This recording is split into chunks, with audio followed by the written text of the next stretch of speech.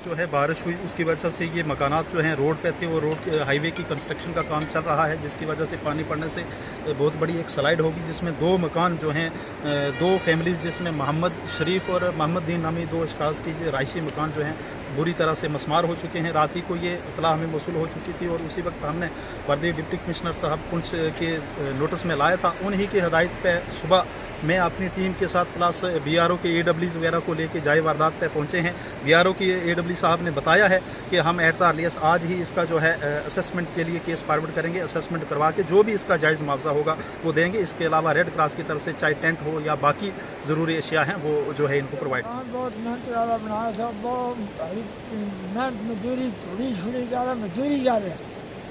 अब जो मकान ही टूट गया, एक मेरे मकान पार बुन वैसे दरिया धंधा बेला वो भी मतलब बह गयो। अब कोई मकान नहीं, कोई नहीं। एक मकान है पार ऊँचे मैंने आधी जो बनाए हुए ऊँचे मतलब बेला वो भी दरिया का धंधा बैठा हुआ। और हमने कोई रैशी रेंजी कोई नहीं, कहानी जो इलाका बह गयो इन मतलब वेरीफाई जो रोड से सड़क की वजह थी।